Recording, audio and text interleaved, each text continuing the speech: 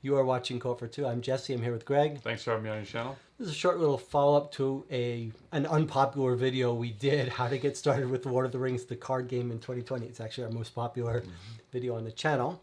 And so Fantasy Flight made an announcement that they're re-releasing, repackaging something. I don't understand it, but Greg knows all this stuff about Lord of the Rings. So tell us, what did they announce? What's happening? So first, a little background. Before, you can watch our other video about it if you want to kind of get your feet wet in the game. But essentially, the way that the game was released prior to this, they would come out with a deluxe box, and then they would come out with 9 packs of cards that are part of that cycle. And in each of the deluxe box and in each of the packs, you'll get half player cards and half encounter cards. So you'll have a new scenario, but you'll also have new player cards to play against that scenario or any other. So you'll need each of those. So if you want to play pack 5, you'll need the deluxe box in order to play that. Okay, and they have 9 cycles, much like the 9 Riders. And they also have a couple of other styles of products. Now, they have Saga, which is just deluxes. There's 2 for each of the books, 2 for Hobbit, 2 for Fellowship, 2 for Two Towers, 2 for Return of the King. And then they also have some standalone products like Gen Con quests, Fellowship quests, special just one-off quests. Okay, so what are they doing now? Well, sort of hot on the heels of an announcement. Well, maybe not hot on the heels. Fantasy Flight has been slow on the news lately, but their other sister game, Arkham Horror, the card game, had announced a new cycle in which they would release in 2 parts. One part would be a box containing all the player cards, right, and then the other box would be all of the encounter cards. Now, the nice thing about that is that you don't have to chase down all these individual packs, have these little holes in your collection, maybe have a bunch of the scenario packs, but you don't have the deluxe, so you can't play it. And then, of course, if you're a store, you got to have a huge backlog of stuff. Well, now, 9 cycles, well, instead of having 81 packs or packs/deluxes, now you have 18 boxes and that's it. And so it's very much more streamlined. Okay, so now that we come up to 2021 Gen Con, and they made an announcement that they were going to release a revised core set for Lord of the Rings, and that they were going to follow that example that Arkham Horror, the card game, is now doing by releasing some cycles. Okay, so what they're going to do, they're going to give a revised core set, and that's going to you can now use that with any of the other Lord of the Rings stuff. So if you wanted to start Lord of the Rings and you haven't bought anything yet, you'd start there. You'd start with that new box. Yes. And there's some new stuff in that box that wasn't in the original core set. There's going to be, the only new thing that you're going to get in any of this re-released, repackaged, that's probably the best word to use, is repackaged product, is going to be, they have some boons and burdens, which are some extra cards that will create sort of a campaign, it creates a campaign that you can follow a story through each cycle. So before, there was a loose story that you could read in between each pack, but your results from one quest didn't impact the next quest. So, but now that will create a chain, more of a cohesive story within the whole thing. So if you're a player who has all the old content, they will make this available for you, and you can print it out at home. Stuff, the new cards, the new boons and burden cards, which, I don't know, there's probably going to be 10 or 12, of those in each box. So it's not a large amount. But they'll also probably have some of the old errata and stuff that's been fixed. And so if you had some older cards or something, those will be fixed as well. So true collectors are probably going to buy everything anyway. Now, can I just jump in? Yes, absolutely. I'm going to buy that. I'm going to buy that revised core set. I bought the original and got rid of it after one play, but you've talked so highly about it. This is like my perfect excuse to follow your advice about jumping into it in 2020, and I'm going to try it. Well, if you were to do so, the very next question you'd probably ask would be, are they going to do all of the content? Is it all going to be re-released? That's the trick. So what they've said is they're going to only release some of the product. I don't remember exactly how he said it, but that's what it comes down to. They're not going to re-release all of it. So now the question becomes, what does one do? So here's what they're not going to release. That's the standalone quests. Okay. So any the one-off shots. Yeah. So if you were a collector or a would-be collector and you want to start chasing down packs, well, The best thing to do is just to buy these new boxes, because then you'll have it all and you won't have to pay inflated eBay prices. You won't have to pay like inflated whatever, right? You won't have to do without whatever. And so you would ideally want to buy all those new re-released products, but they're not going to have everything. And so standalone, as I say, Fellowship Quests, Gen Con Quests, any of those special things, if you go on Fantasy Flight's website and you'll find those extra quests, those buy them, because they won't be repackaged. Buy the originals. Don't wait for a reprint. Yeah, they're not going to do. They're not going to. If you need them, but for most people, we may them. not need them. Like I'm not going to go hunting them down. Right. So if you're going to go for a full collection of this. Secondly, the sagas, they're not going to repackage those. He didn't make it sound. I mean, that sounded pretty much. I mean, he didn't go through every detail, but it really looks like sagas.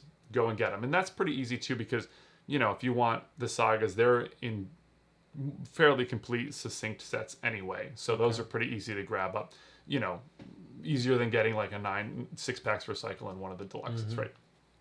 So now the biggest question becomes, what are they going to reprint and what are they not going to? Because this is sort of a terrible position to be in, because people are buying these packs and they're becoming harder to find. The shipping crisis that we're going through in the world as we speak right now is pretty big.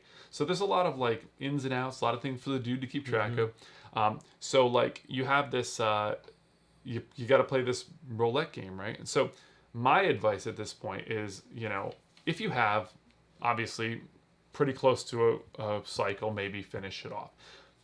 But if you haven't started a cycle, I would say, number one, I think the one that they're least likely to reprint, which is the least popular cycle, would be the Ringmaker cycle. So if you're going to go for one, I would go still keep trying to buy. I would buy that. Secondly, I should have lumped this in with the previous category. This is what you get when you go off the cuff. Nightmare packs. Those are probably going for a pretty penny right now on eBay. Those are not going to be included in this product, so those are still fair game. If you want them, hunt them down and get them. Some cycles are very, very popular, like Dream Chaser is very popular. That's probably more likely to be reprinted. The last cycle, those are probably, the 9th cycle, the Shadow in the East, Vengeance of Mordor cycle. That one is, it's pretty recent. I'd be surprised if they redid that one. And also because I think all those quests are maybe a lot harder and a lot more geared towards veteran players. Just in their complexity or whatever. So maybe that one might be one that you pursue otherwise. I mean, I can't say, this is all conjecture. I don't have any inside information. I just know that like Ringmaker, if I had to bet my bottom dollar, that one's not going to get done. The first cycle, which is the Shadows of Mirkwood cycle, I hope they don't redo and rebox, because I think that's the worst cycle hands down. So hopefully that one won't be one that they reprint, but they may. Otherwise, it's kind of hard to say. The other cycles, who knows? I mean, I just said the most popular and the least popular. So, some of them go in an order? Are they gonna start like if I get back into, if I try this again, I'll buy the revised core box and then start. As long as I keep up with them, can I just follow along with their new releases? Buy a new release when it comes out and if be you're not patient. If I'm not trying to own it all right away. Yeah, if you're not like a huge collector and you're just dabbling in the game, you're probably not watching this video, first of all. And not to say that. Well, they may be in the same position I am, wanting to put my toe into the game and wondering. Yeah, this seems like an opportunity to get back to try it and just go along slowly. Absolutely. I mean, if you're just a casual person, buy them as the Fantasy Flight puts them back out.